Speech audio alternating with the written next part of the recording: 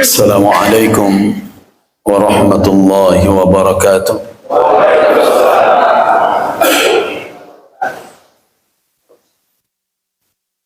Alhamdulillah alladzi arsala rasulahu hadiyan ila siratihil mustaqim. Ashhadu an la ilaha illallah wa ashhadu anna Muhammadar Rasulullah. Allahumma salli wa sallim ala abdika wa rasulika wa habibika Muhammadin wa ala alihi wa ashabihi wa tabi'in wa tabi'it tabi'in wa man tabi'ahum bi ihsanin ila yaumiddin. Amma ba'du. Madatul Peliti Ketuakan Negari Kota Baru yang kita hormati, angku-angku nenek mama, alim ulama, cerdik pandai, serta jumudukan yang hadir dalam kesempatan ini.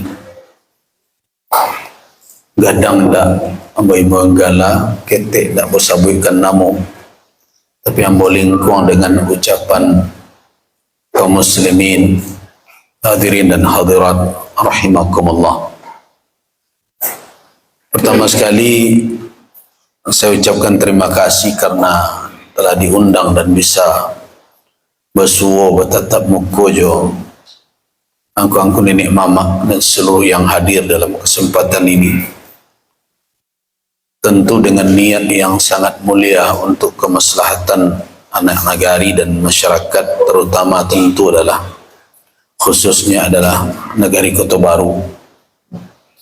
Semoga niat itu menjadi amal ibadah hendaknya di sisi Allah Subhanahu wa taala. Amin ya rabbal alamin. Dan tentu kita berharap pertemuan awak nan di siang hari ko membawa buah dan bisa akan kita tumbuh kembangkan demi untuk kemajuan negari yang merupakan titipan untuk generasi yang akan datang. Jadi awak menerima pitaruh sebenarnya dan akan memanfaatkan nanti laiku awak amanah dalam menjaga pitaruh itu atau tidak adalah anak kemenakan awak, cucu-cucu awak di kemudian hari.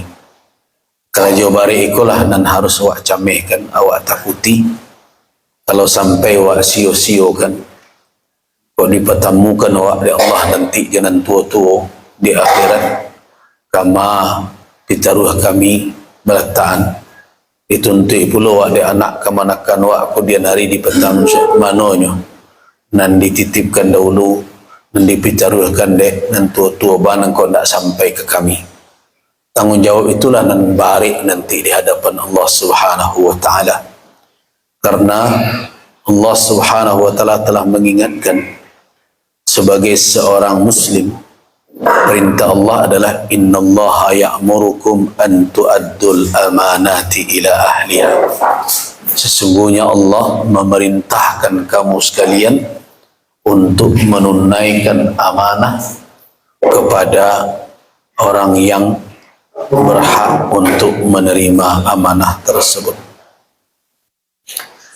Nah, sesuai dengan apa yang dimintakan oleh Kan Kota Baru, ambo diminta berbicara tentang ABS SBK.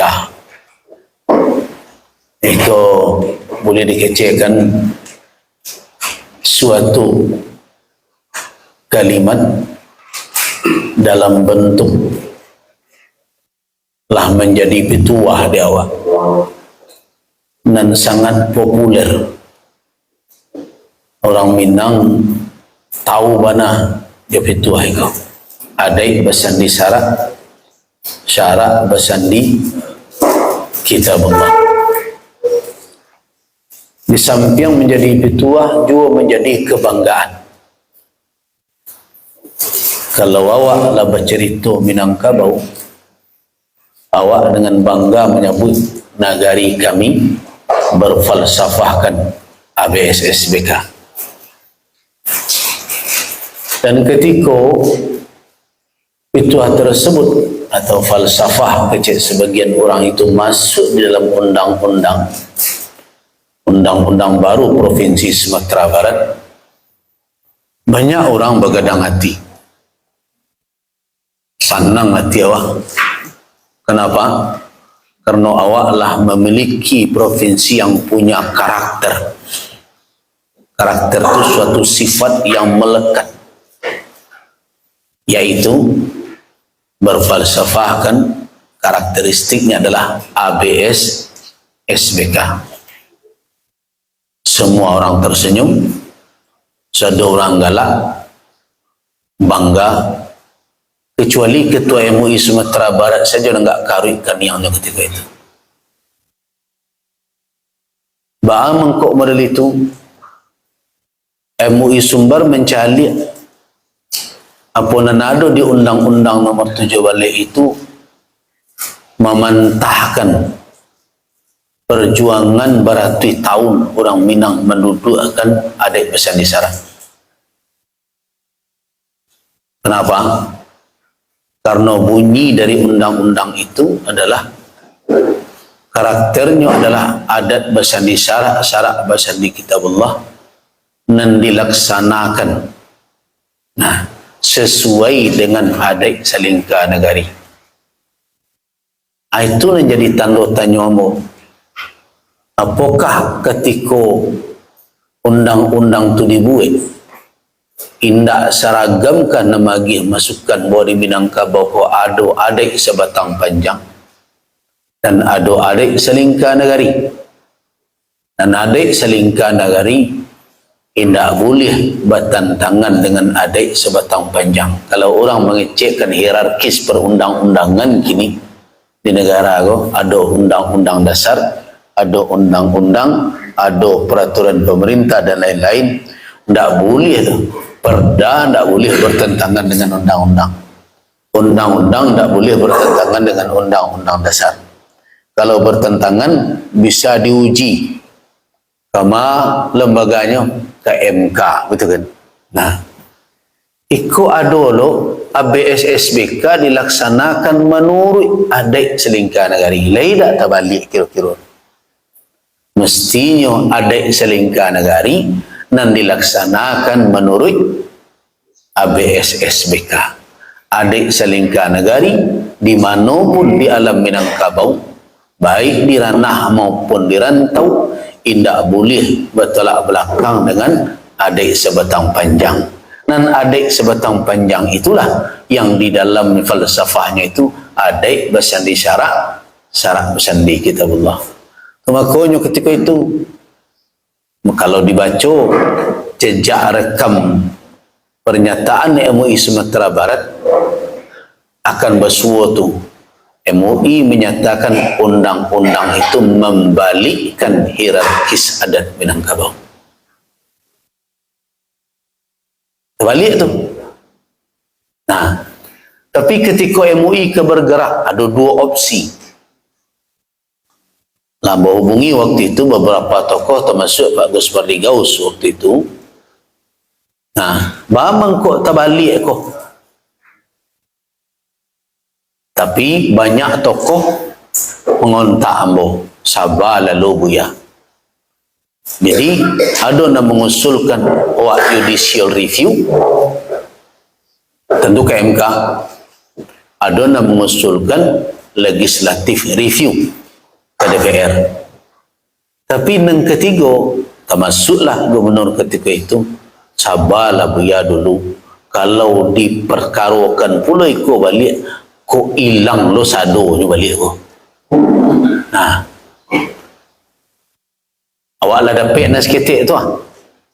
Beko dicoret habis lo dia orang lihat. Nah, dengan alasan itu baik, tapi ada komitmen awak bahawa di aturan-aturan turunannya, di perda dan lain-lain, iko harus diluruhkan balik. Kalau tidak, awak berarti berkhianat ke sumpah sakti dan awak sabut sumpah sakti Bukit Merapalam itu. Berjanjilah tokoh-tokoh itu ketika itu orang-orang siap ya, jadi awak luruskan nanti. Tapi entah bila ke diluruhin, entah tidak, itu nak awak tak tahu. Tapi ko lah lapis juga hati ambo besu ambo jo bangku datuk lah ambo sampaikan bahwa di dalam undang-undang provinsi itu ada awak lah dibalikkan orang.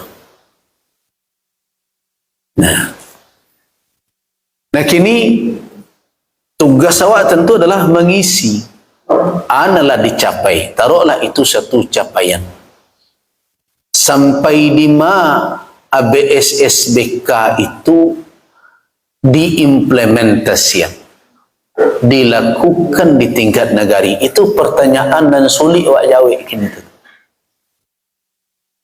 Nah, kenapa?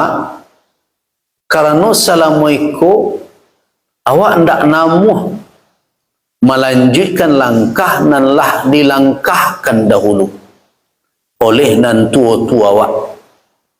Awak menganggap langkah yang dilangkahkan itulah final. Itu masalahnya. Padahal ABSSBK itu bukan finalisasi. Itu yang perlu. Karena itu bukan final, bukan akhir dari pelangkaan awak.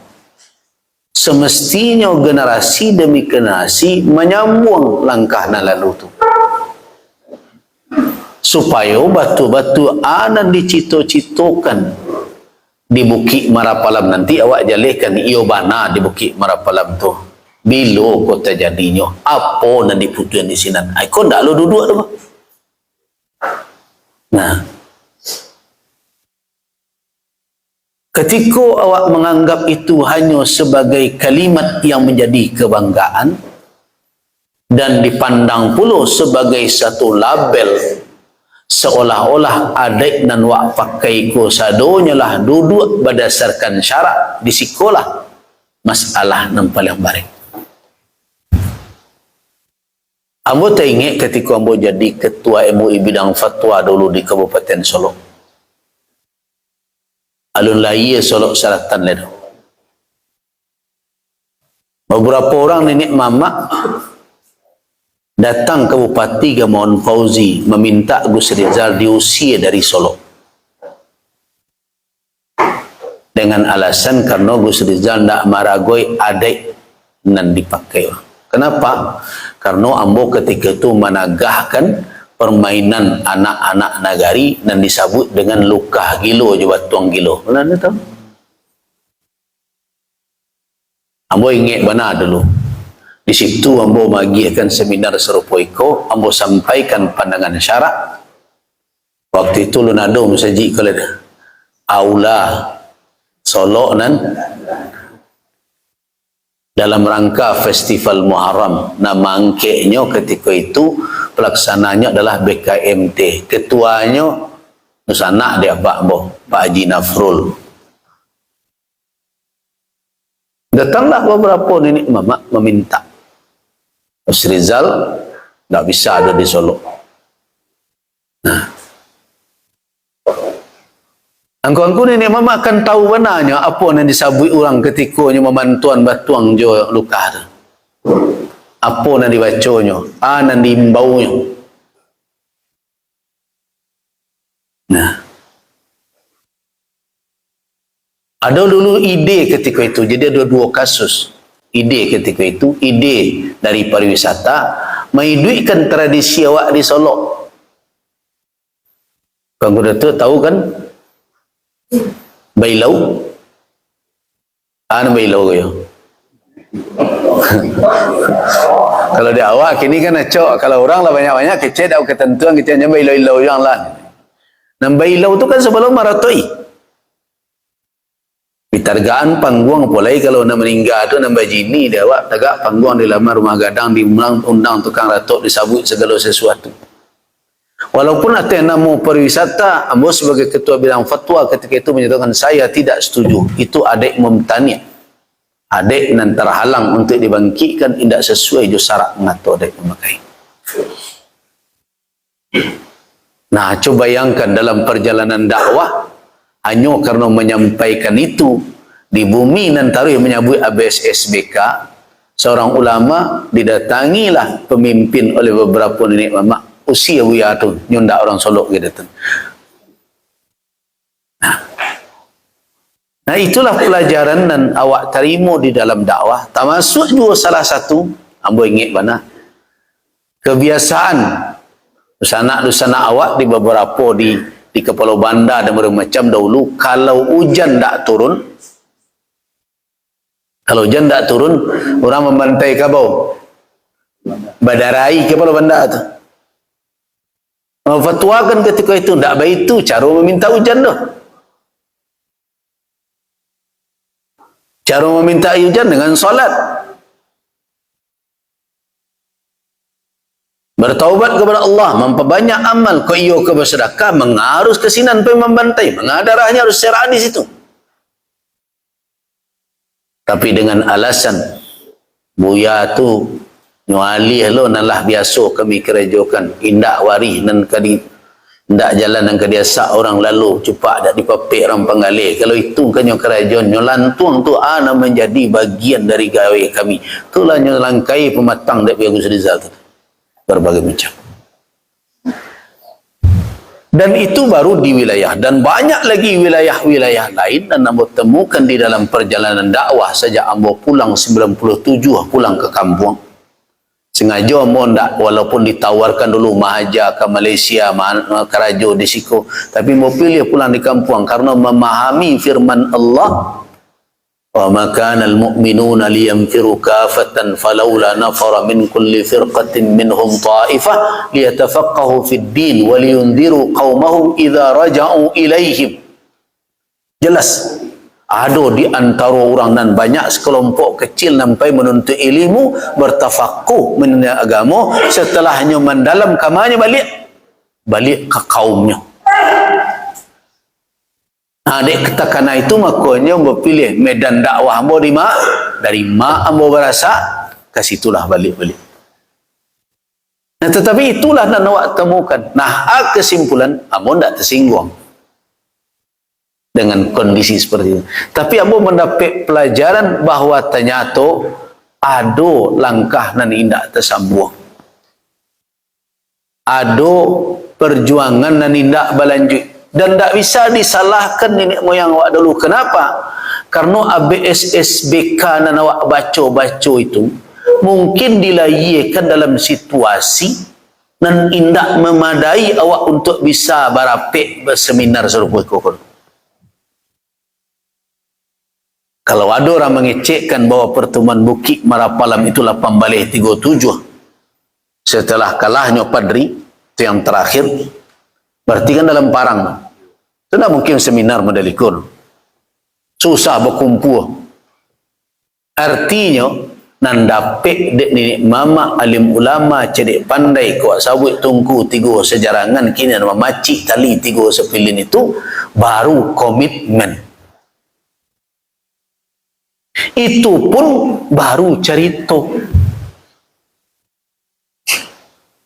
Nah, karena itu ketika awak menyambut ABSSBK kok kini banyak nan terumi sebenarnya kalau awak cerita sesama awak. Mengapa? Yang pertama, secara historis, secara sejarah, awak tak bisa mendudukkan sebenarnya ABSSBK itu bila dilayan. Tapi bukan berarti ABSSBK bisa ditolak. Soalnya tidak jalih lainnya, tapi kalau sepakai orang memakainya, tidak perlu ditolak. Tetapi secara kajian, tentu perlu awak bertanya, bila lagi ABSSBK?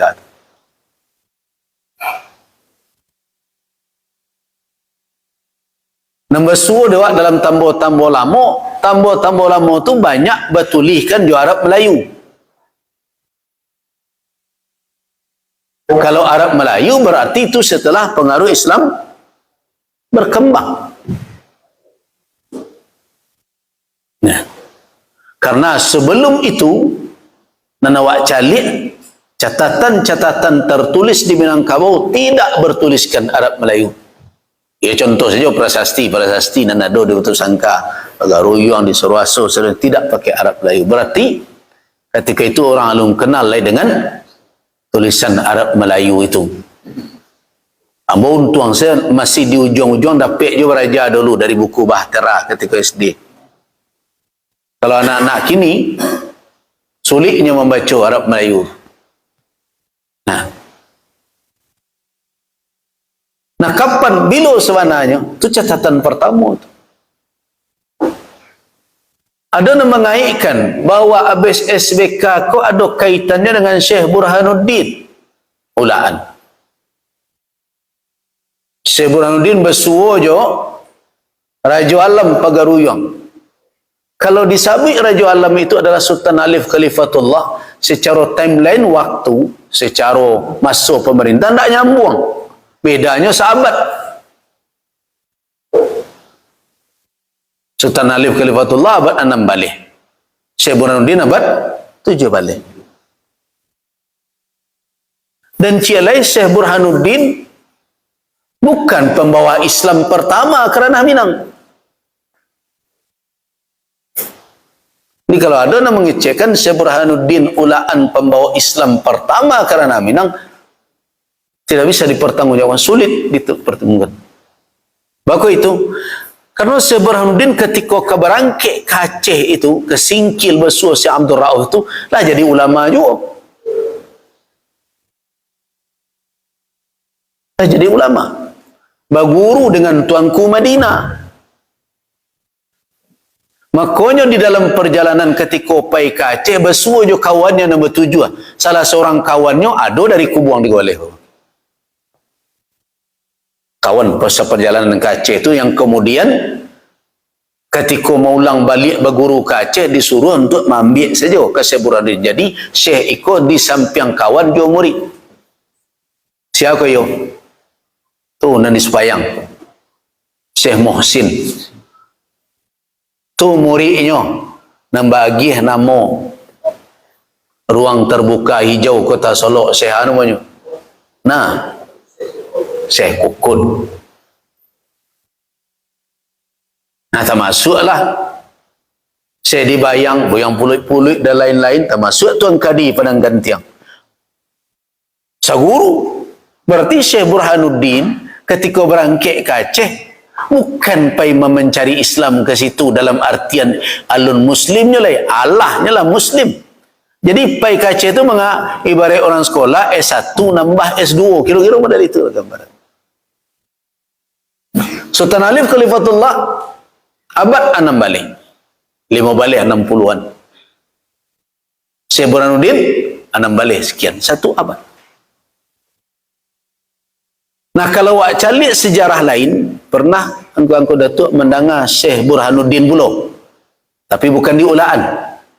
Di Kuntu, di Kampar. Riau. Daerah dakwah Syekh Burhanuddin di Kuntu, di Kampar itu dan abad 3 waleh itu, memang wilayahnya, daerahnya adalah termasuk pedalaman Minangkabau. Lain tak Syekh Burhanuddin itu dan membawa Islam ke dalam Istana Pagaruyung? Kalau begitu berarti lebih awal orang Istana Pagaruyung memeluk Islam dibandingkan dengan Syekh Sultan Alif Khalifatullah. Nah, ikut catatan-catatan sejarah seperti itu,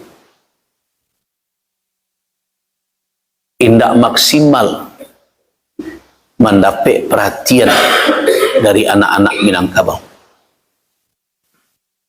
Nah, apakah ada ulama sebelum Syekh Burhanuddin? Ada. Di antaranya adalah Syekh Burhanuddin Kuntu. Kalau engkau Datuk Bapak dan ibu-ibu pernah pergi ke Taram Mupula Kota, lalu ke Bandar Gadang tu kan ada Taram, ada masjid tua di situ. Di mungkau masjid tua tu ada kubur. Dan di mungkau masjid tua tu sejarahnya tidak ada dikuburkan ulama di situ. Tetapi ada seorang ulama dari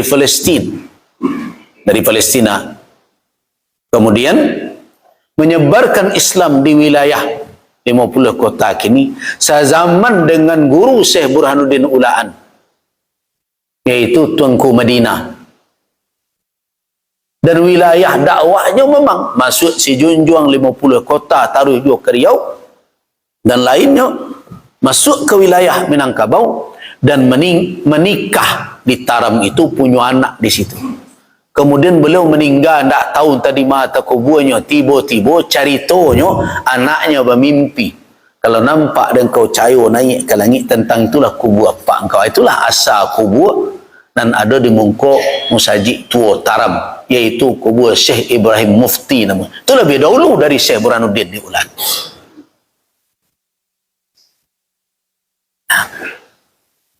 Artinya apa?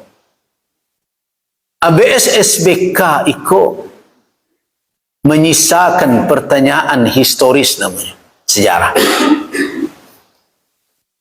Nah, kalau diambil tahun 1837, Siana mencatat hasil dari pertemuan di Bukit Marapalam Puncak Pato itu. Sulit ditemukan. Pada tahun 2018, MUI Sumatera Barat mencuba mengukuhkan ulang kembali Sumpah Sati itu. Nah, kini banyak tu di media sosial TikTok mengecekkan bunyi inilah bunyi Sumpah Sati Bukit Marapalam, kan itu. Itu salah gadang tu. Itu kalimat Ambon yang diulangnya tu. Kan setitik nak kailang sebarih nak kelupa setapak kami nak. Itu bukan bunyi Sumpah Sati Bukit Marapalam tu. Itu adalah konsep Majlis Ulama Sumatera Barat. Kalimatnya ambo susun, ambo payukan dia Mak Hafzi Datuk Batuah, Ketua Elkam Luak Nantu, dan dipayukan dia Profesor Dr. Raudah Taib Undukan Luang. Iko bunyinya pengukuhan wak balik, lai setuju Mak Datuk, lai setuju Bundo. Kemudian ada beberapa catatan beliau setelah disesuaikan, pengulu adalah raja di negari dan lain-lain. Itu adalah bunyi pengukuhan kembali Sumpah Sati. Bukan itu Sumpah Satinya. Di kalau ada di dalam ambo bacakan, tapi di situ saya enggak.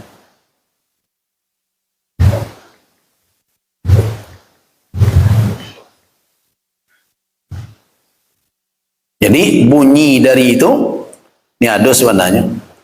Dengan berserah diri kepada Allah setelah alhamdulillah salatu wassalamu ala rasulillah, pengukuhan kembali berserah diri kepada Allah SWT, kami dari unsur alim ulama pemangku adat cerdik pandai 100 jumunukan doa mewakili masyarakat Minangkabau bersumpah, wallahi demi Allah kami siap laya jabatin untuk tagak menjaga amanah Sumpah Sati Bukit Marapalam.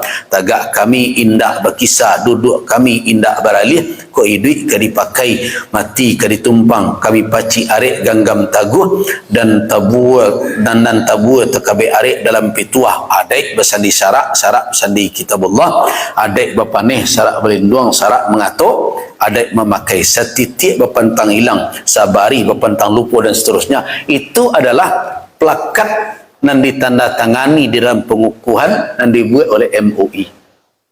Jadi itu yang berkembang-kembang di TikTok itu tuh. Nah, ditandatangani oleh 4 orang. Wakil dari alim ulama ketika itu, kebetulan ambo nan diamanahkan menandatangannya. Ka masih ada berkasnya. Wakil dari Nenek Mama hadir waktu itu Elkam dari seluruh Sumatera Barat itu, tapi diamanahkan menandatanganinya kepada Ketua Elkam Luak Nantu, yaitu Haji Hafzi Datuk Batuah. Ikut menandatangani ketika itu cendekiawan. Di dalam seminarnya hadir gubernur, hadir bupati, dan kemudian diamanahkan kepada cendekiawan supaya jangan seperti pemerintahan ikut campur dalam masalah itu. Maka menandatangani adalah Dr. Mestika Z almarhum, pakar sejarah awak, nah di UMP Pak Mes. Kemudian dari Bondo Kanduang ikut menandatangani di Siko Putih Reno Raudah Taib. Nah itu.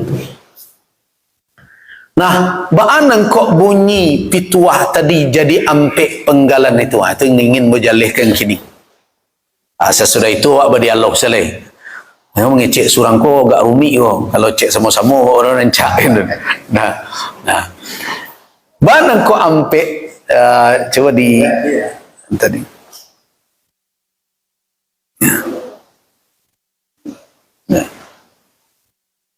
Bana kok bunyinya adat bersandi syarak, syarak bersandi kitabullah. Terus adat bapaneh syarak berlindung. Selanjutnya syarak mengatur adat memakai.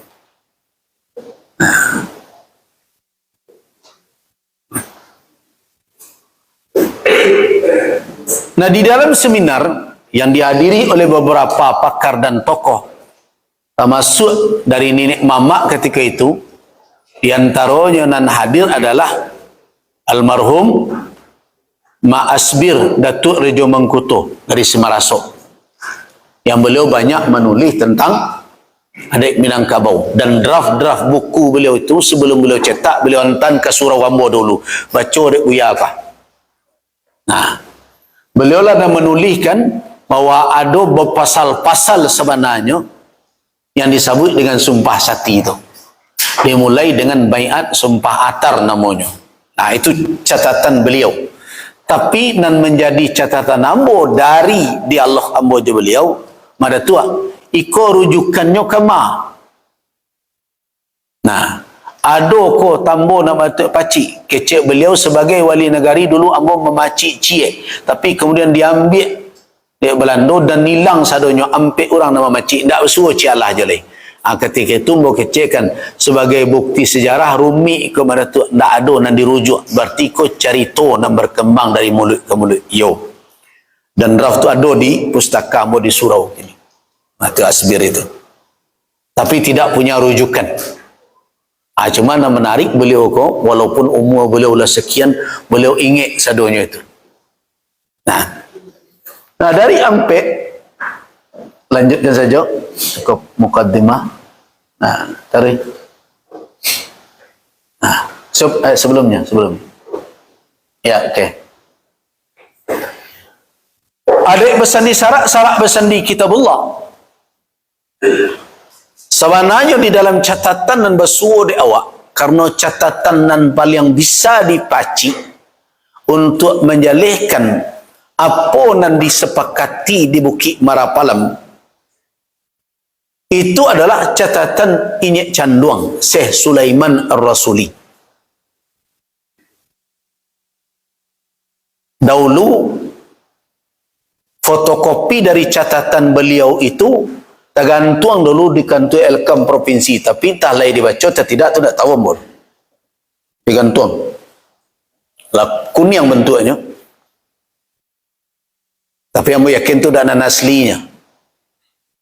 Nah, di situ tidak ada tersabut ABS SBK. Tidak ada tersabut ABS SBK. Tidak ada tersabut adat bersandi syarak, syarak bersandi kitabullah. Nan tersabut adalah nan dua di bawah, yaitu adat bapaneh syarak berlindung. Syarak mengatur, adat memakai. Itu dalam catatan Inyek Canduang Syekh Sulaiman Ar-Rasuli.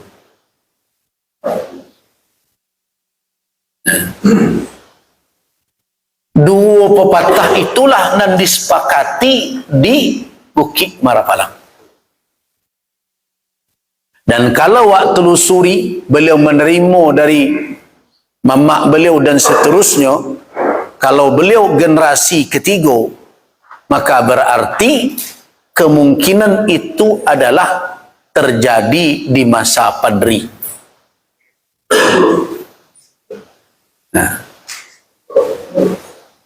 Nah, kalau demikian adanya, orang Tawi menyebut ada Bukit Marapalam terjadi ampek balik 03. Kemudian Di sana awak di Pariaman ada pula nak mengecekkan indak di Bukit Marapalam dan ada di Lintau Buo itu, di Puncak Pato itu, berbagai macam versi nan muncul. Ada suatu kesimpulan kalau awak gabung seluruh informasi, mungkin perjanjian Bukit Marapalam itu tak jadi berulang kali, bukan sekali. Dan yang dicatat di Inyek Canduang itulah nan terakhir itu. Nah, kalau dimasukkan nan tahun 2008 balik nan dibuat oleh Majlis Ulama Sumatera Barat, itu berarti lah nang keberapa tu, lah nang ketiga. Ampe balik 03, 8 balik 37, tambah 2008 balik. Kalau kedigabung model itu. Nah, anan bisa awak simpulkan dan awak tulis di dalam buku yang dibuat Dinas Kebudayaan Minangkabau, pedoman dari adat bersandi syarak bersandi kitabullah. Kami mendapatkan 4 fase, 4 langkah yang dilakukan oleh orang Minangkabau, mulai dari unsur nenek mama, alim ulama, cerdik pandai seluruh Minangkabau itu membuat 4 langkah perjalanan ba'a mengharmoniskan antara adat dengan syarak. Ada 4 langkah. Yang pertama, dan harus awak ketahui dulu bahawa adik Minang iko alah dibuat tatanannya sebelum kehadiran Islam. Itu jalih itu. Sulit membantahnya. Nah, adik Minang alah dibuat. Kenapa? Karena ketika Islam masuk, orang Minangkabau telah hidup dengan aturan dan tatanan sosial. Tapi itu tidak aneh dah tu. Tidak hanya di Minangkabau saja. Di berbagai negara Islam masuk, tidak ada nombor ruang hampa. Ada. Nombor masyarakat nalah punya peradaban, budaya. Kenapa? Karena Islam adalah risalah terakhir yang diturunkan oleh Allah. Jadi wajar saja sebelum Islam tiba, oranglah punya keyakinan. Sebelum Islam tiba, oranglah punya aturan. Sebelum Islam tiba, oranglah memiliki tatanan sosial. Jadi tidak ada nan heran awak kalau masalah itu. Nah, cuma pertanyaannya, ba'a orang Minang menyusun tatanan sosial dan mereka buat itu tu. Nah, di sekolah awak bertamu orang Minang menjadikan apa yang mereka lihat, kemudian mereka analisa dan mereka bawa menjadi suatu rasa, melahirkan suatu rumusan. Dari mana mereka jadikan pedoman itu? Dari alam nan tampak. Jadi kalau awak telusuri mamangan adik awak, nah, kan ada di antaranya ujungnya saja mamit alam tekambang jadi guru itu menunjukkan bahwa dari situlah asal muasal orang Minangkabau menyusun tatanan adat dan struktur sosial kemasyarakatan. Nah, jua mereka mengambil alam itu sebagai guru dengan 2 alat.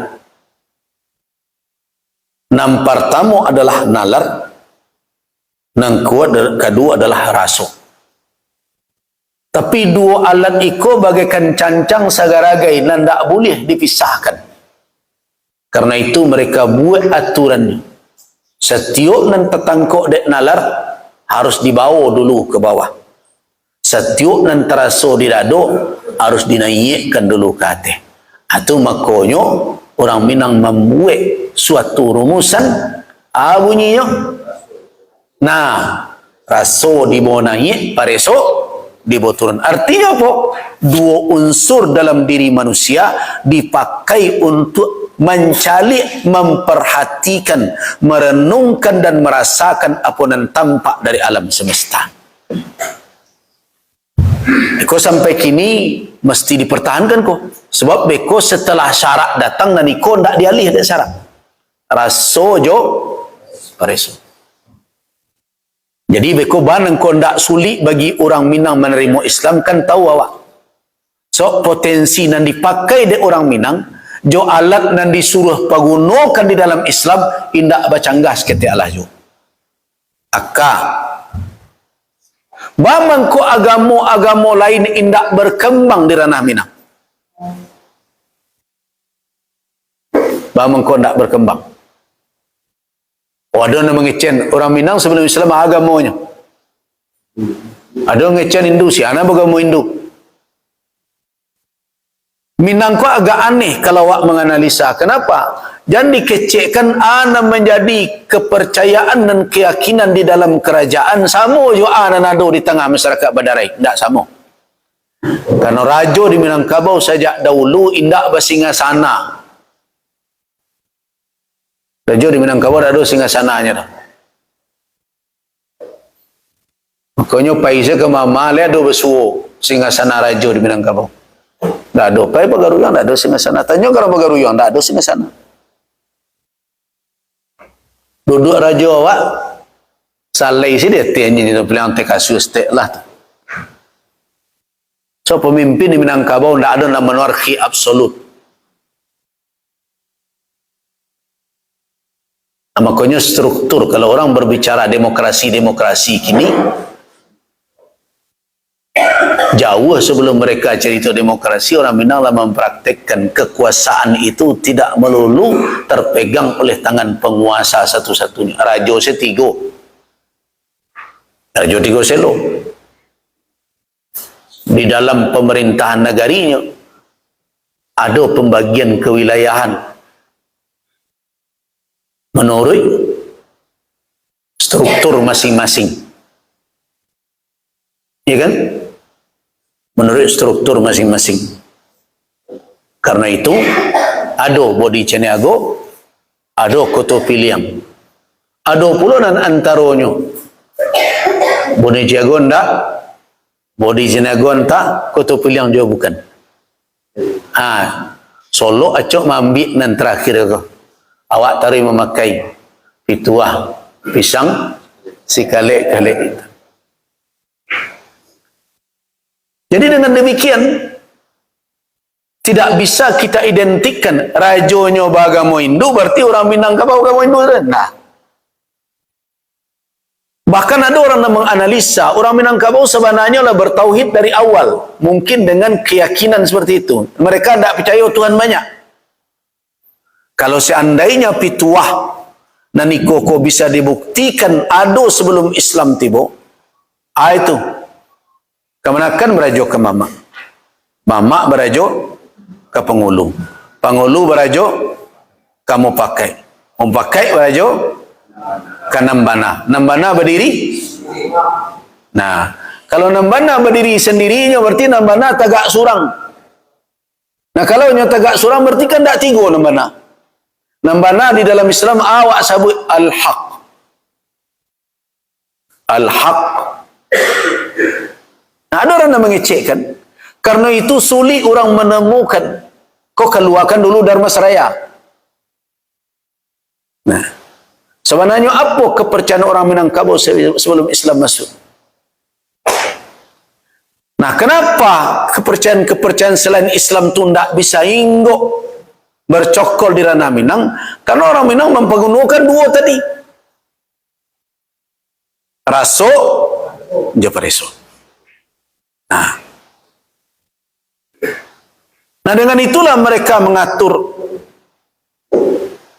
Dari keharmonisan alam lah mereka dapatkan aturan-aturan tersebut. Dibuatlah tatanan adat dek datuk nombor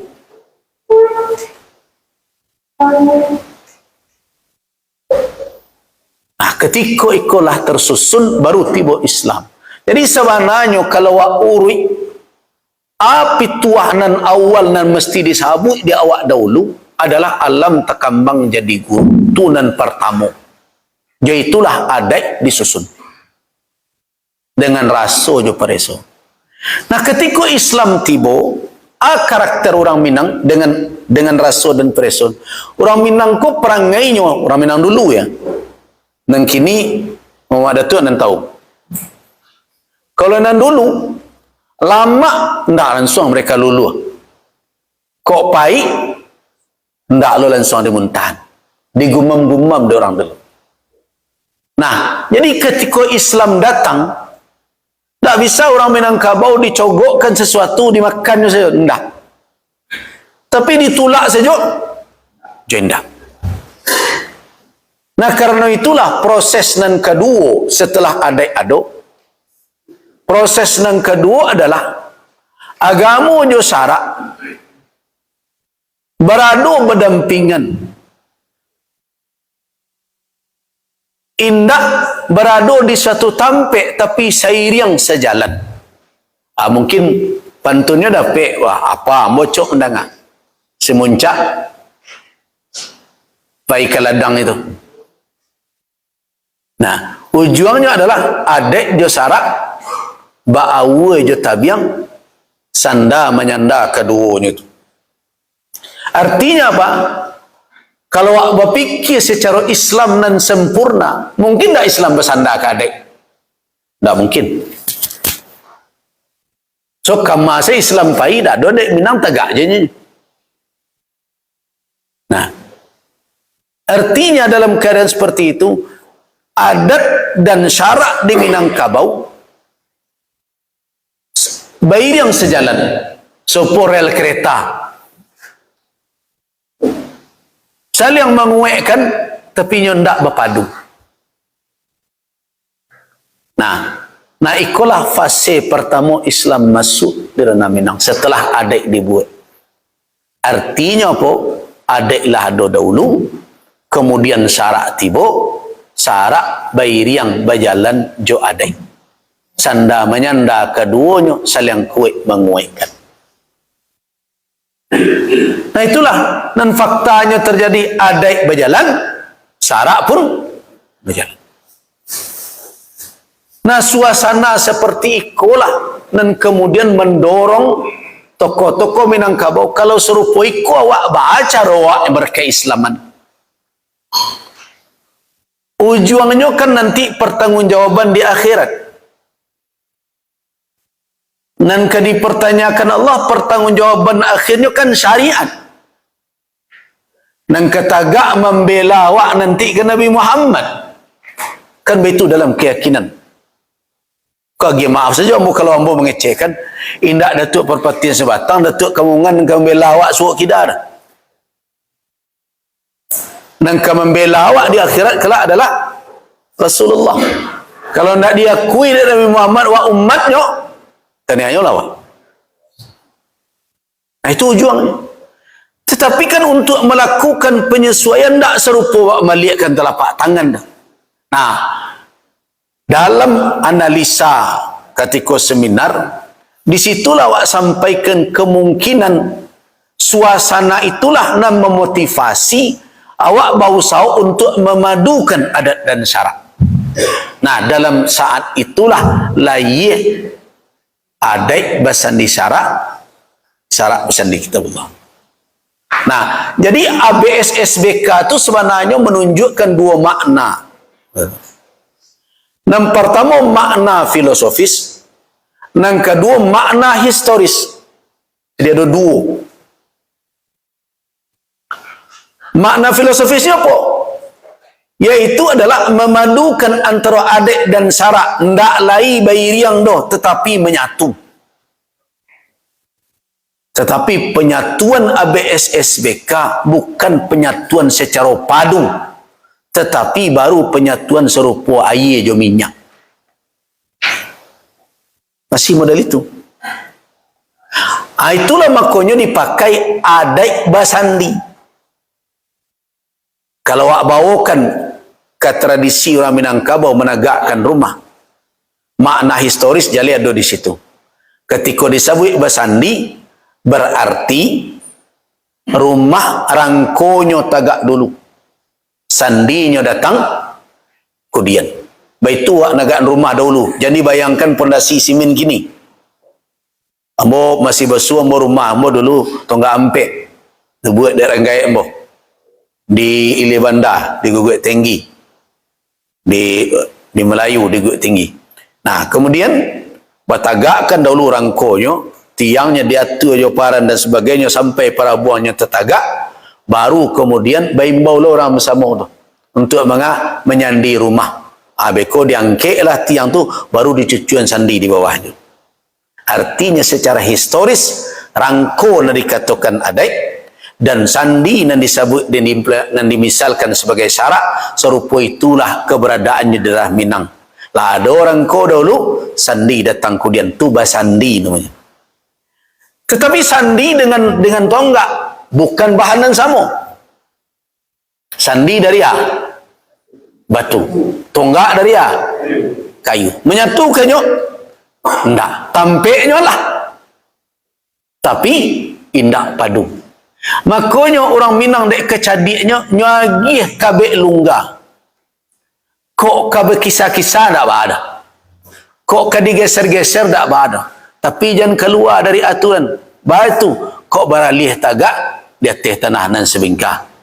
Kok kabek kisah duduk di atas lapik dan salai. Di kok indak bana ke tapek-tapek sipi-sipi jadi jolah. Nah kira-kira begitu. Nah jadi ABSSBK kolah layi jauh sebelum Padri. Karena perpaduannya adalah perpaduan bak minyak dan air, indak namuannya turui panuh doh. Allah Islam nyabuang ayam jalan juga. Islam lai maisok candu tarik juga. Islam iyo namain dadu lanjut juga. Nah, itulah yang terjadi di Minangkabau. Nah, itulah yang membuat gelisah beberapa ulama. Kalau mau ikut bawa ko nanti akhirnya bercampur aduk saja hak dan batil. Tak ada ulama tu menyebut diri mereka padri loh. Makanya ambo dulu kalau nenek ambo menyebut padri-padri apa dia anggo, tak ada perang padri dan ada perang candu. Jadi perang padri itu siapa bagian nama? Penjajah. Karena ulama-ulama nama jubah pakai baju putih itu menurut mereka mirip padre, mirip pendeta di negari mereka. Jadi tidak ada ulama itu menyebut diri mereka padri walaupun kemudian terkenal dengan nama itu. Sebab melakukan gerakan pertama untuk menyelaraskan antara komitmen awak sebagai seorang Islam di dalam adat dan tradisi itu adalah tuanku nan salapan di agam tua. Di situ mulai dahulu. Dan ada orang yang mengecekkan ikut dek pengaruh Wahabi itu kan dibuat-buat kudian saja. Tuanku nan salapan tu tak surang Allah juga ke Makkah dong. Tuanku nan salapan itu adalah murid dari Tuanku nan Tuo di Balai Gurah, Kota Tuo. Dan Tuanku nan Tuo itu di antara mengambil ilmunya di samping di Kamang, termasuk di Kubuang Tiga Balai, ilmu nau sarafnya. Cuma ambo tak tahu siapalah tuankunya di Siko dulu menjadi guru Tuanku nan Tuo. Orang Solok kan lalai ilmu ngaji ko. Nah, kemudian ketika mereka mencuba memperbaiki, tidak didanga. Karena pusat-pusat kegiatan itu berada di gelanggang-gelanggang negari. Dilindungi oleh penguasa di setiap negari dan di backup oleh penguasa di kerajaan. Jadi itu makanya akhir-akhir kau mengecen beda perjuangan kemerdekaan orang Minang dengan di luar Minangkabau? Bedanya adalah di luar Minangkabau dan melawan ke penjajah itu penguasa. Rajo, cuca lihatlah mulai dari ujung Aceh sampai ke Papua, sianan jadi komandan perlawanan. Rajo-rajo, Iskandar Muda, Sultan Taha, Badaruddin, terus Sultan Hasanuddin, Sultan Agung, Diponegoro, sampai taruh di Goa, Sultan Hasanuddin Juwo, rajo-rajo sadonya, kecuali di Minang. Rajo malah mulanya jadi anak buah Belanda. Jadi perjuangan di Minangkabau dipimpin pertama sekali oleh alim ulama dan nenek mama. Jadi kecekkan alim ulama cakap je nenek mama. Itu kan kerana cerita onggang di dalam buku Tuan Kurawa itu. Sebab panglimanya Imam Bonjol adalah nenek mama. Datuk Bandaro dan Datuk Hitam. Jadi kalau ada orang mengecekkan Perang Padri itu adalah cakap antara kaum adat dengan kaum ulama, itu propaganda Belanda tu. Dan terjadi adalah apa? Yaitu pertikaian disebabkan karena ada orang-orang yang ingin orang Minang Iko berkonsisten di dalam berkeislaman. Tetapi tagaklah orang-orang yang punya kepentingan bisnis di gelanggang-gelanggang melawan kepada orang-orang yang menegakkan amar ma'ruf nahi mungkar. Dan dengan bisnis apa? Bisnis judi, bisnis candu, bisnis adu ayam. Itulah nan tagak membela. Nah, ikolah nan nanti meminta tolong ke Belanda tadi. Jadi sama je kini kan. Kalau ada awak tagak kini menegakkan tanpa maksiat, siapa awak hadapi? Kan cukong di belakangnya. Ini dah jauh berbeda. Tapi supaya dia adu awak sawak kecekan iko kaum adat, iko kaum putih, kaum ulama. Kaum hitam dengan kaum putih. Padahal di pihak kaum putih kok iyo ke disabut itu adukah nenek mama? Aduh. Ketika Haji Miskin dibakar surau di Batu Tabah oleh sekelompok orang dan tak suka dengan dakwah beliau, siapa menyelamatkan? Datuk Bertuah dari Pandai Sikit. Jadi dari semenjak awal nenek mama nan juga gelisah mencari perangai anak kemanakan, lah tagak bersama je ulama untuk membebaskan masyarakat Minangkabau dari praktek dan tidak sesuai je ajaran syarak. Nah, ikolah yang kemudian berkembang. Dan terakhir setelah jatuhnya benteng Puncak Pato Lintau Buah Utara itu yang disebut Bukit Marapalam, layilah dua pepatah yang bertutup je itu. Jadi di dalam catatan Inyek Canduang, di dalam pertemuan Bukit Marapalam yang terakhir itu ada yang lain. Ada dua pepatah yang dilahirkan. Yang pertama adalah adai bapaneh syarak belinduang. Itu yang pertama. Yang kedua adalah syarak mengato adai memakai. Ada dikatakan adai bapaneh syarak belinduang. Ada di dalam penjelasan Inyek Canduang itu.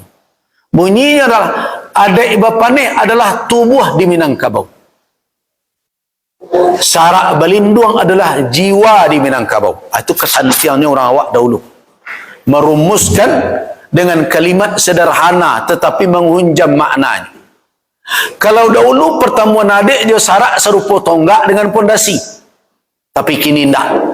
Supaya menyatu harus dibuat tamsilan lain.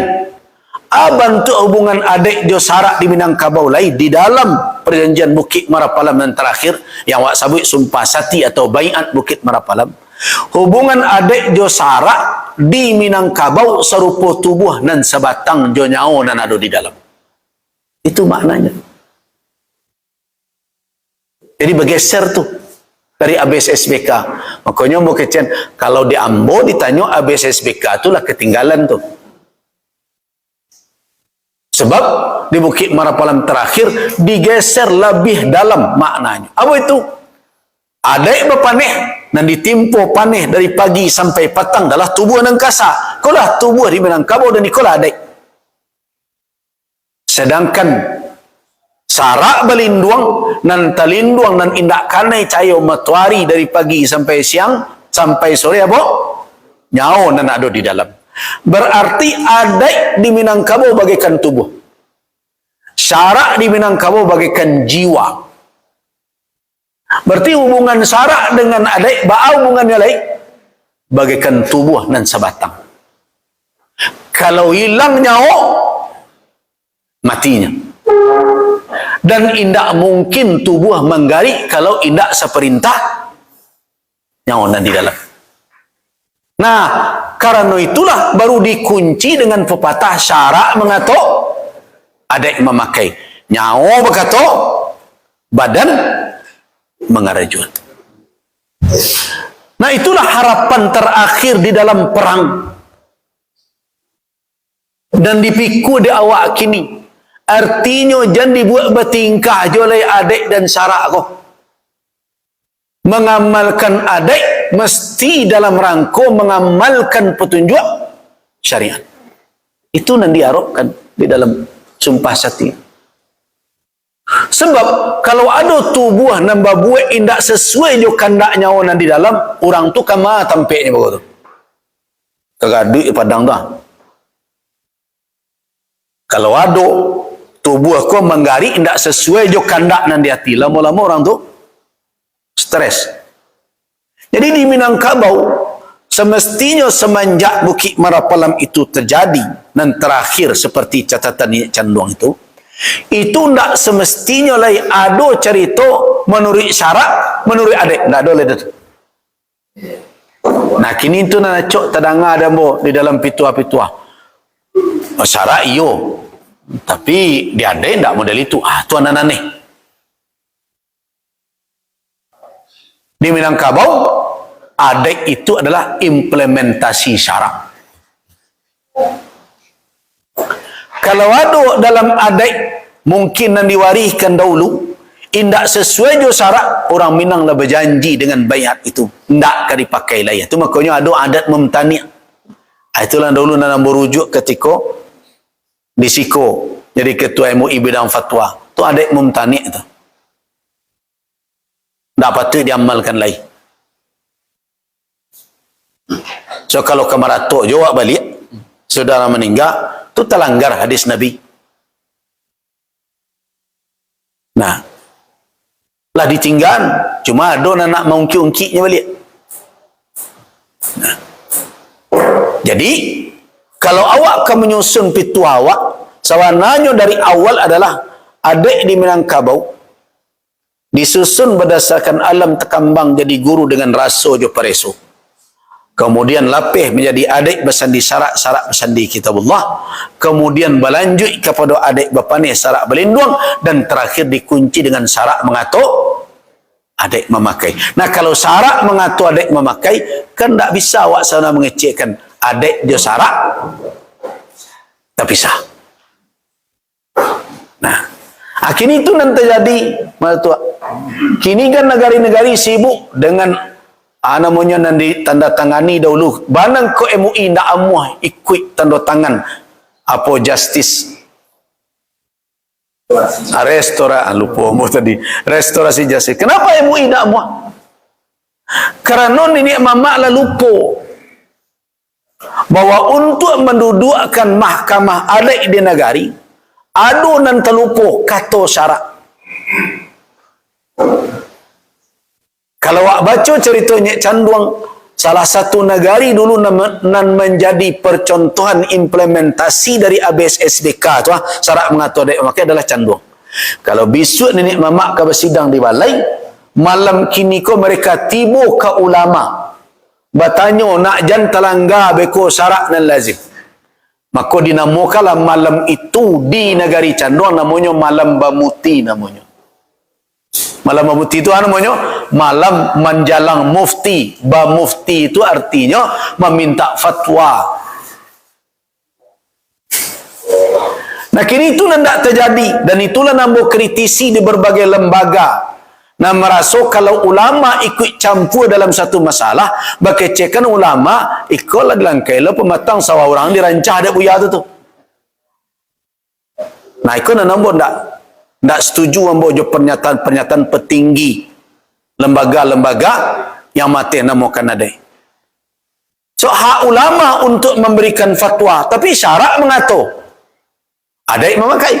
Apakah syarak aku hanya dalam masalah solat saja? Kalau begitu, sekuler orang gua. Syarak ku sempurna. Al-yawma akmaltu lakum dinakum wa atmamtu alaikum ni'mati. Tu makanya banang ko MUI Sumatera Barat bakarih dalam perkara tanah ulayat jan disertifikasi. Walaupun ada yang mengecekan ko MUI lah merancang sawah orang. Nah,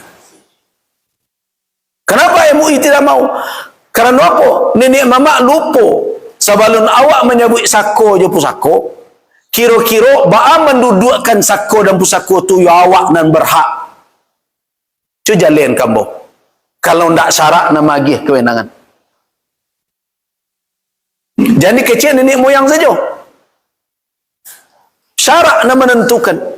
Heboh dahulu orang Minang ketika Syekh Ahmad Khatib menulis suatu risalah dari Makkah situ yang kecekkan orang Minang memakan haraton dan subhat karena mewariskan haratonnya kepada kemanakannya dan mengharamkan ahli waris anak kandung dari menepekkan. Heboh orang Minang.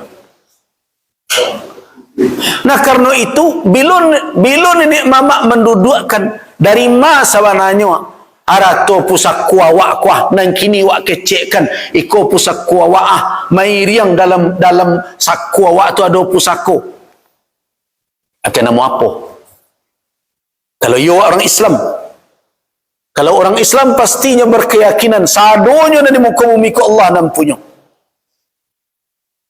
lillahi ma fis samawati wa ma fil.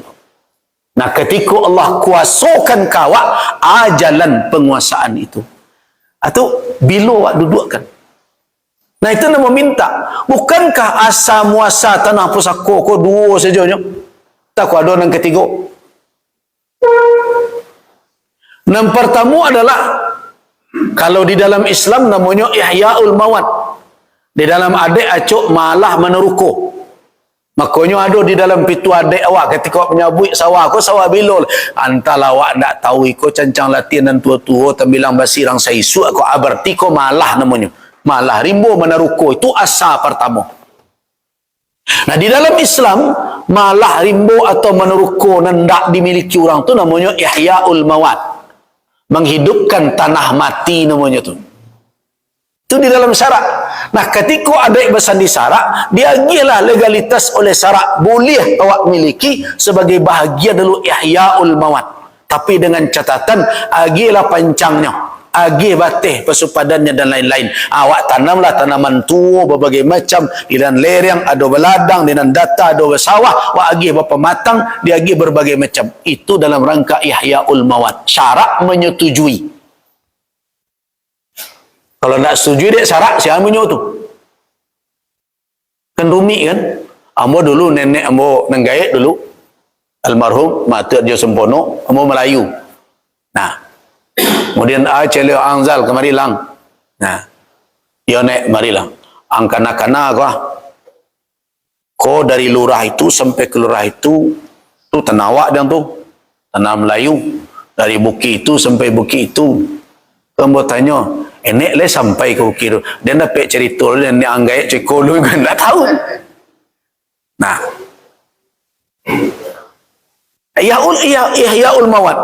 Dan tak betul dikecekkan luqatah seperti ada berita gini Menteri Agama mengecekkan bisa diambil luqatah. Luqatah tu orang tercecer, kau tak tercici ke kau tanah. Tanah yang ke orang dah. Kadang-kadang kan itulah nama rumi awak pejabat kau kalian sama lantuang selalu gini. Nah, aku nak merumit awak sehingga akhirnya yo luqatah aku di mana luqatah baiknya luqatah tu barang tercici. Nah, kemudian berikutnya apa? Yang kedua asal tanah ulayat ikut iqta'at namanya. Iaitu dipotongkan, diuntukkan dek penguasa raja ketika itu. Nah, dia ada satu kaum kok di mana, kok ada periangan dulu kok di mana. Pai kalian kalawi itu, lawi itu, kalawi singkara, pai situ tu layat kalian. Nah, kalau wak telusuri mana dia dek Minang, di Tambo Minangkabau, sebenarnya di setiap negari awak ada bau layat raja, walaupun kini dah hilang. Mana kok dulu negari dah bercakap semua negari, karena antara negari dahulu dah ada babatih bersepadan tu. Ada antara negari dengan negari itu ada layat raja yang menjadi pembatihnya. Sehingga kalau ada orang dibuang dari negari itu, tak mungkin dia lari ke negari orang tu. Orang kriminal bagaimana menampuangnya tu. Biasanya melak kalau layat raja, kadang karimbo berbagai macam. Kalau jahit je nak sadarnya tu jadian tempeknya bertinggal pertama tempek penyamun. Lah ialah bukit temun tulang di mana-mana. Itu asal layat raja. Jadi dua tu asalnya tu. Dari cancang latih nan tua-tua dahulu atau iqta'at namanya, dipotongkan, diberikan oleh raja yang berkuasa, penguasa ketika. Itu dua sumber. Mana sumber yang ketiga? Nah, ketika ini dicancang latih ketika itu, bersepakailah orang tua-tua tadi, wa iko indak wak miliki secara peribadi, tapi diuntukkan untuk anak keturunan awak. Makanya kedudukan arato pusako tinggi itu adalah arato kaum. Tu makanya amun tak setuju dia kadang ceramah-ceramah ustaz kondang berbagai macam, satu puluh kadang mengecekkan tentang adat Minangkabau. Oh, di Minangkabau tu nam punya arato tu nam pedusi. Ndak, ibu-ibu tak punya tu. Ndak ada ibu-ibu punya surang arato tu tu. Nan punya kaum. Jadi jangan dikecekkan bahwa itu milik pedusi. Ndak ada milik pedusi. Pedusi bermilik bersama. Nah, laki-laki tak berpunya kah dalam harta pusaka? Berpunya. Siapa yang ngecek ni tak? Tapi kepunyaan laki-laki dan pedusi indak kepunyaan dalam bentuk personal, indak pribadi doh. Karena itu ketika turun galak sako, pusako main yang di belakangnya, itu bukan hak milik dan turun, tapi hak kelola. Karena itu nenek mamak nan pandai menjual arato pusako surang saja, tak setuju kemenakannya, tu menjual arato orang bersama, tangguanglah di akhirat kelak itu. Nah, itu akibat itu. Kan kini nek cadik menjual kawan, gapuk membuang lama, itu yang terjadi. Karena dia tidak bermilik sendiri, tanda tak punya wak surang. Tanda tak punya surang. Dijual tak termakan balik. Digadai tak termakan sando. Kalau ia punya wak surang, siapa berhak membuat aturan serupa? Tak ada dah. Kamu kalau nak menjual kau tak bisa ni mamak ngecen. Ya ada tak bisa. Tu dijual tak termakan balik tu. Digadai nanti sonta mak ada balik je piti dan dulu mana tu juga emo. Nah, karena tak milik pribadi awak lah, makanya dibatih. Dan batih itu bukan tujuan untuk boleh menjual. Banyak orang memahami pengecualian nampik itu seolah-olah itu celah hukum ibarat orang sekarang. Tidak. So nampik itu kalau dipereso bana elok-elok tu bak untuk masuk ke lubang jarumnya tu. Kan ada nampik para karo ya. Yang pertama rumah gadang ketirisan. Kira-kira bila orang akan menjual tu pusaka rumah gadang ketirisan. Letagak jo nau dirimbo dah bisa je cari dia nak menjual tu pusaka ke orang. Laya dojo nak kemenakan dan kesuruh pai tu. Tak perlu menjual tu pusaka. Yang kedua bo, gadi-gadang tak berlaki. Kan ada pitua dalam adat gadang kayu, gadang bahan ketek kayu. Kan ada ngeri pasuan. Tualai, mai terwujud tengah rumah. Namu orang ngerajuan, namu orang penyelenggaran. Berdosa orang sekampung tu. Fardu kifayah hukumnya. Itu di malau kan jual tu pusaka. Nang kampe apa? Papui malu dikannya. Pemangkit batang tarandam. Balon kok kan jual tu pusaka. Tak ada nak dipasuan cak lah. Tapi bagi kau dibuat pengecualian itu, karena orang Minang berfikir dahulu joiko. Raso jo pareso. Karena itu mereka punya pituah. Mampang tak sampai ke langit, mampang tak sepenuh banda, mendindiang tak sampai ke langit. Tak begitu. Artinya Allah nak berkata qadim, awak ndak dah. Jangan dibuat aturan dikunci habis. Ada je lah pengecualian. Tapi pengecualian tak untuk dipakai loh. Walaupun banyak nenek mamak kini kecuali itu dan tampak dia. Nah,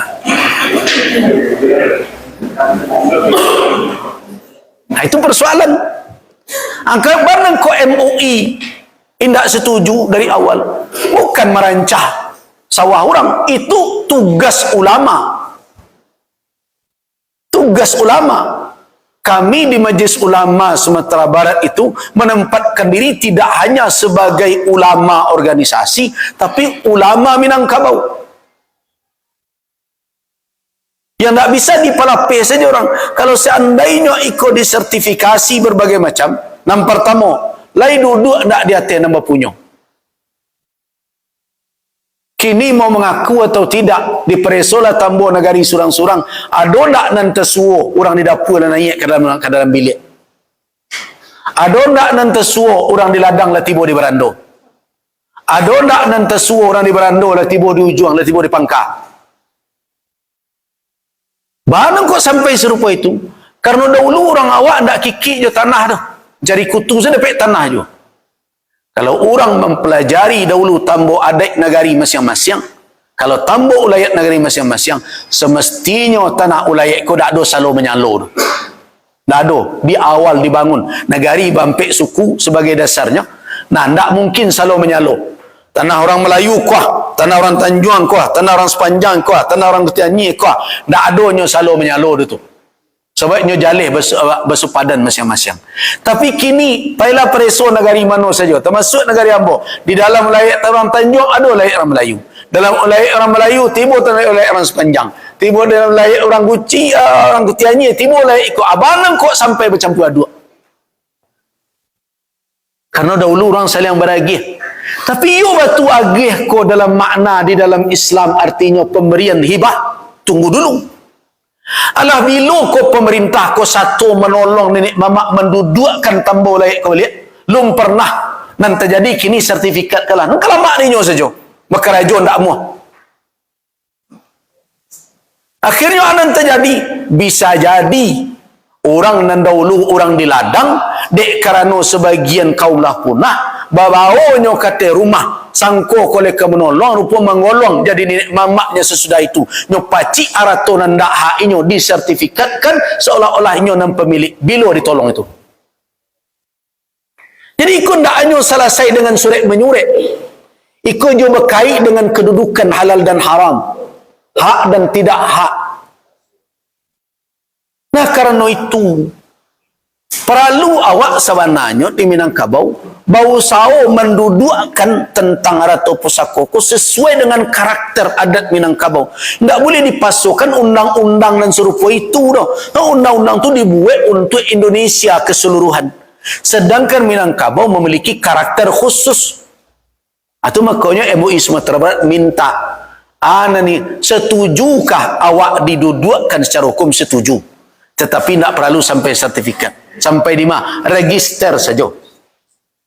Registrasikan, akui negara, iko adalah tanah oleh kaum Mapokwah. Tapi kalau disertifikatkan, atas nama Datuk itu, bertanya bocil, apakah kedua kelarasan menganut sistem karambi tumbuh di mato? Tidak. Ada yang kadang orang memakai gadang belega. Kalau nanti tulis dulu Datuk Iko, kamu ambil saya. Misalnya, di satu negari, kau nan punya tanah ulai kau Datuk Jonan Kayu, taruhlah. Pakai saya gelar nenekmu sebagai contoh. Nah, kemudian ternyata di negari itu memakai kedudukan pengulu dan lain-lain, indak serupa dan dipakai di Kota Piliang. Tapi kadang belega. Bisa jadi dari paru iko pindah ke paru itu. Kan ada di dalam adat. Nanti tulis dahulu sertifikat tanah Datuk itu. Kaum Datuk itu. Kini lah berpindahnya. Sakonya. Sakonya menurut itu enggak. Nah, awak mendudukkan itu. Itu satu. Terus yang kedua. Mana kok bunyinya HPL. Hak pengelolaan lahan. Kalau hak pengelolaan awak punya, siapa punya sebenarnya orang tu lain. Kalau awak nak punya, mengalah orang harus magihkan awak hak pengelolaan. Nah, pengecualian dalam undang-undang tu kalau ambo tak percaya pun. Kenapa tak percaya? Apa yang tak bisa dirubah negara awak ini? Kalau merujuk ke permen, ambo bisa kecekan permen tu kadang-kadang bantu permen gulu-gulu. Ganti menteri, gantilah keputusannya. Masa awak pertaruhkan tanah wilayah Minangkabau, walaupun amon ndak lo bisa mengecekkan kebertahan selama tanah wilayah ko. Tetapi kok kailang, jangan hilang laleh. Kok kabih, jangan di borang maliang. Kalau oleh abi dimakan dia nak kemanakan, syukur alhamdulillah lah. Tapi kalau abi dek terkicu dia nantarang, kalau boy nak rela mud. Nah di sini tagak ulama. Kenapa? Karena di Minangkabau syarak mengatur adat memakai. Jadi ulama boleh bicara dalam berbagai hal terkait adat Minang. Kenapa? Karena syarak juga adat tidak berpisah di Minangkabau. Nah, itulah dasar kenapa MUI. Contoh dulu ada nama Gigala. MUI tidak setuju. Elkam dulu pernah bagi gala ke Kapolda waktu itu. Kirim surat. Ambo jawab. Di situ tidak sesuai jawab bala PHD. Kenapa? Karena Elkam tidak punya suku.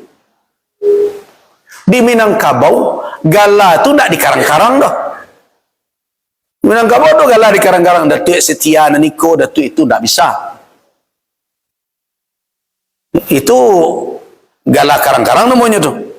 Di Minangkabau kalau dia gih gala kau dikeluar dari peti gala. Tak ada gala dibuat tu. Oh mentangnya ulama dibuat salah gala. Kau pakai sati lah. Tak bisa. Tak bisa serupa itu. Mungkin di negara lain bisa mudah itu. Dibuat gala Datuk Setia Nusantara bagi kau macam-macam terserahnya lah. Nah, tapi nan di Minangkabau tak bisa seperti itu. Di Minangkabau kalau awak kamagi gala ke orang, awak mana kalau kena pek gala, berkambang lanji awak dulu. Sama je ambo membawa gala Datuk boleh mau basah. Orang nan tak tahu sangka orang tu gala Melayu, ndak tu dah gala Melayu tu gala orang sepanjang tu. Mana kok gala orang sepanjang? Kecil mamak mo, Jaja Zampono dan lain-lain, Narjo bilang dan lain-lain. Ambo salah gala awak. Kau galawak tentu seketik banyak tu ambo harus pulang kalau terjadi apa-apa di kampung. Tentu iyo. Nah kalau itu urusan negari Sumatera Barat MUI saya tak tahu urus tentu tu pulang doh. Setiap membantah. Tu sama saya sudah disandang gala dia nak tanggungjawab namun tak usah lah gala itu mak. Nah akhirnya kecik bapak ambo Haji Gazahar anak itu dah dan japui lah gala ke Sirukam dia. Abak ambo kan asa banan Sirukam. Nah kau dah ambo gala den Raja Magek. Karena beliau pandai. Nah, tu Raja Magek lah. Kecek nenek mama Supanjang. Kan mama lah dari nenek dulu ke Penyakalan. Mama lah mama kami. Nah, mengan kok mama japui nak ke Sirukam. Tu dak mak pandang kami di Penyakalan. Kok nak ke membawa gala je buya. Gala kami lah. Gala pengulu kami agian. Jadi, Datuk Pelimo Basar itu. Tu gala pengulu Supanjang dulu. Nak beli pek babalik dulu. Aikoa menekan orang pek jenisnya mantinya cuma tak bisa mewarikan ke menekan ambo. Nah tulis model begitu wak meletak gala tak di karang-karang dah. Nah kini kalau ada organisasi itu maaf peti galanya tanya wak cik kan saja tak bisa bagian tak punya peti gala. Yang punya peti gala adalah dua saja di Minangkabau ni. Kaum Cik, suku atau rajo. Kalau tidak ada dan dua tu siapa yang punya peti gala? Bukalah. Itu makanya kalau ditanya, suku kan Kota Baru? Tidak ada dah. Suku ketuakannya dah. Suku nenek mamak di dalamnya dah. Suku sekretaris kamnya dah. Suku Bundo Kanuang tidak ada dah. Suku ketua Bundo Kanuang dah. Berarti Bundo Kanuang tidak punya peti gala. Kan tak punya peti gala. Nang punya peti gala, nenek mamak nan menjadi pimpinan kaum. Nah kini tiba-tiba dia agih seperti itu. Nah makanya MUI ngecian tidak sesuai. MUI menolak itu, lah dikirim secara resmi. Nah untung lah ditolak di MUI. Kalau tidak kan lah malu suat sadonya. Sudah itu tangkap narkoba. Nah kan rumit wak jadinya.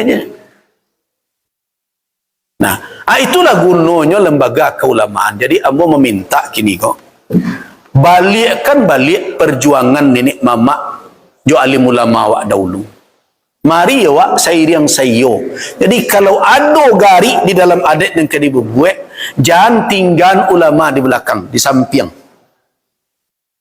Nah, itu nanti dikecekkan kalau menurut Abo tali 3 sepilin itu sebenarnya sebelum diimplement, sebelum direpresentasikan oleh lembaga-lembaga ada pada diri orang Minangkabau. Jadi aneh juga, kadang-kadang aneh, Penghulu tu ndak ngerti je syaratnya, nanti syarat malin tu terbalik kajinya. Penghulu tu tali 3 sepilin tu ada dalam dirinya. Tali undang ada dalam dirinya, tali syarat ada dalam dirinya, tali adik ada dalam dirinya. Nanti 3 lain tu biriannya nangka menolongnya, nangka membantunya. Jadi aneh. Kalau urusan adik manti nan tahu, penghulu saya tak tahu. Yang nanti kok menolongnya dalam urusan itu. Baik itu juga kalau urusan keamanan nak kemenakan, penghulu juga ngerti. Makanya penghulu kudian. Mana kau dualang dahulu supaya jangan capek parang negari. Sebab kalau penghulu keturun, yo kisah karinya dulu heboh parang jadinya. Jadi dalam artian apa? 3 tadi itu tugas itu ada pada diri setiap Minangkabau. Jadi 3 tali sepilin ko sebelum dikecekkan ikut ulama, ikut cadik pandai, ikut nenek mamak, sebelum dibagi-bagi seperti itu, tali 3 sepilin itu ada pada diri wak surang-surang. Orang Minangkabau harus memacik 3 tali itu. Ada tali syarak, ada tali undang, ada tali adik dan indak terpisah. Ketiganya lah menyatu dalam diri seseorang. Nah kini mana kok sampai setelah berlembaga-lembaga wak, lembaga-lembaga ada MUI, ada IKO, ada itu, kok awak lah saliang berjalan masing-masing. Tinggal meninggal dan IKO mengecek itu tidak kewenangan ninyo. IKO tidak apa, IKO sawah tidak sawah itu, tidak bisa model itu. Kalau serupa itu berarti awak balikkan Minangkabau ke beratus tahun ke belakang. Dan itu awak lah melanggar sumpah sakti Bukit Merapalam. Kalau iyo batu lah sumpah sakti itu dahulu pakai kalimat kateh hendak berpucuk, ke bawah hendak baurek, di tengah digirik kumbang. Kalau itu nan iyo bayriang je itu berarti itu mubahalah namanya. Kalau dalam konsep Islam itu sumpah mubahalah namanya. Awak siap menerima kutuk kalau tidak dijalankan. Kan berbahaya kerja tu, tidak sumpah biasa tu. Nah, jangan ikolah yang menyebabkan awak terjebak di dalam kondisi serupa itu. LGBT bertambah-tambah, narkoba menjadi-jadi. Dan dahulu bajak pada Jawi, tanyalah kepada KUA mana-mana, tak semakin berkurang. Anak-anak muda awak sulit dikendalikan. Jangan awak lah tamakan tak dengan sumpah awak sendiri. Nah kalau iyo mudah-mudahan indak la qadarullah, sebaiknya sebelum jauh terlangkahkan baliklah balik, satukan antara adik dan syarak kembali. Sairiang selangkah dan terakhir pertanggungjawaban wak kelak tentu adalah di hadapan Allah Subhanahu wa taala. Allah akan menguji kerja awak dengan bukan di aturan yang kau buat. Dan undang-undang yang dilahirkan akan diuji batu awak keselamat nanti dalam pertemuan dengan Allah dengan Al-Quran yang turunkan dengan sunnah Nabi. Itu makanya itulah dan dipaci arek diganggam taguh syarak mengatur adik memakai. Billahi taufiq wal hidayah. Assalamualaikum warahmatullahi wabarakatuh.